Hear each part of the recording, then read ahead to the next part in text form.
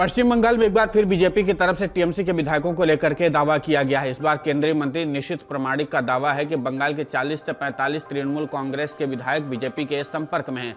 Party विचार करे कि आगे क्या किया जाना चाहिए। इससे पहले भी कई नेताओं की तरफ से ये दावे किए जा चुके हैं। इससे पहले पश्चिम बंगाल के बीजेपी अध्यक्ष सुकांत मजूमदार ने दावा किया था कि मुख्यमंत्री ममता बनर्जी को गिरफ्तार किया जाएगा और टीएमसी के 40 से ज्यादा नेता उनकी पार्टी के संपर्क में है। फिल्म स्टार और बीजेपी नेता मिथुन चक्रवर्ती ने भी कई मौकों पर आरोप लगाया था कि टीएमसी के कई विधायक बीजेपी के संपर्क में हैं। निशीथ प्रामाणिक ने कूच बिहार में कहा कि टीएमसी की नींव बेहद कमजोर हो गई है और 40 से 45 विधायक बीजेपी के संपर्क में। टीएमसी रेत और ताश के पत्तों की तरह अब ढह जाएगी। बीजेपी का कहना है कि वो आने वाले समय में सोचेंगे कि क्या करना है। विपक्ष के नेता शुभेंदु अधिकारी भी दावा कर चुके हैं कि पश्चिम बंगाल में टीएमसी की सरकार अपना 5 साल का कार्यकाल पूरा नहीं कर पाएगी। 2024 तक उसे हटा दिया जाएगा। हालांकि उनके दावे पर टीएमसी ने पलटवार करते हुए कहा था कि पार्टी के विधायक बिकने वाले नहीं हैं। टीएमसी ने अपने विधायकों पर पूरा भरोसा जताया है। बीजेपी विधायक अग्निमित्रा पॉल ने भी पिछले महीने दावा किया था कि पश्चिम बंगाल में अगले महीने यानी दिसंबर में बड़ा खेला हो जाएगा। टीएमसी के 30 से ज्यादा विधायक बीजेपी के संपर्क में हैं। उन्होंने कहा था कि दिसंबर के बाद राज्य में तृणमूल कांग्रेस की सरकार नहीं चल पाएगी। इसके बाद अब निशीथ प्रामाणिक ने भी विधायकों के संपर्क होने का दावा किया है। हालांकि कोई पहली बार नहीं जब ममता बनर्जी की सरकार गिराने का दावा किया गया हो। इसके पहले भी कई बार ऐसा दावा किया जा चुका है। दरअसल इसके पहले नेता प्रतिपक्ष शुभेंदु अधिकारी के बाद बंगाल भाजपा इकाई के अध्यक्ष सुकांत मजूमदार ने भी मंगलवार को दावा किया था कि इस साल के अंत तक तृणमूल कांग्रेस की सरकार गिर जाएगी। यहां तक कि खुद मुख्यमंत्री ममता बनर्जी भी जेल जा सकती है। मजूमदार ने न केवल भविष्यवाणी की बल्कि इसका कारण भी बताया। उन्होंने कहा कि ममता बनर्जी जेल में रहेंगी तो सरकार कौन चलाएगा।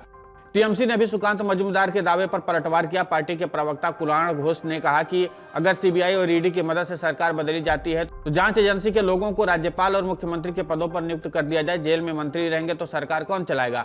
मजूमदार मंगलवार को भाजपा नेता और अभिनेता मिथुन चक्रवर्ती के साथ पार्टी के कार्यक्रम में शामिल होने के लिए हुगली गए हुए थे। इस कार्यक्रम में मिथुन चक्रवर्ती ने भी दावा किया था कि टीएमसी के 38 विधायक भाजपा के संपर्क में है।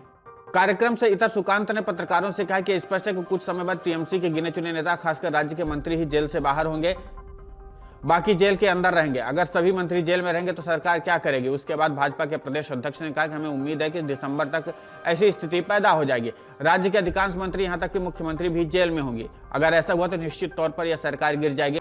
ममता के सिवाय सरकार को और कौन चलाएगा। भाजपा में चली प्रतिस्पर्धा। हालांकि टीएमसी प्रवक्ता कुणाल घोष ने सुकांत की बातों को लेकर के कहा कि ये सभी टिप्पणियां वास्तव में भाजपा के भीतर आंतरिक संघर्ष का प्रमाण है।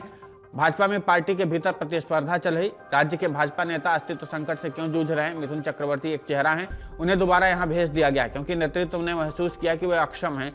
भाजपा के नेता भ्रष्टाचार और घोटाले को लेकर के लगातार तृणमूल कांग्रेस पर हमलावर हैं। हालांकि कुणाल घोष ने कहा कि भाजपा नेताओं की बातों में कोई दम नहीं है। हर नेता अलग अलग बयानबाजी कर रहा है। कुछ कहते हैं कि अगला चुनाव जीतना चाहिए, कुछ लोग कहते हैं कि अभी सरकार बनानी है। दरअसल उनका लोगों से कोई संपर्क नहीं है, आपस में ही प्रतिस्पर्धा कर रहे हैं कौन किसको हराएगा। लेकिन अगर सीबीआई ईडी सब कुछ करेगी तो उन प्रशिक्षु नेताओं को राज्यों में क्यों लगाया गया है। फिलहाल इस पूरे घटनाक्रम को लेकर के पश्चिम बंगाल की राजनीति का सियासी पारा हाई हो चुका है। लेकिन इन सब के बीच में देखने वाली बात यह होगी कि क्या जो बीजेपी नेताओं ने दावा किया है वो सच भी है क्या, और क्या इसको लेकर के टीएमसी कोई अपनी रणनीति अपनाएगी, ये देखना दिलचस्प होगा। Video desk amarujala.com। डाउनलोड करें अमर उजाला ऐप और पाएं खबरें लगातार। अगर आप ये वीडियो YouTube पर देख रहे हैं तो हमारे चैनल को सब्सक्राइब करें और बेल आइकन को दबाना ना भूलें। अगर आप Facebook पर ये वीडियो देख रहे हैं तो हमारे पेज को लाइक करें।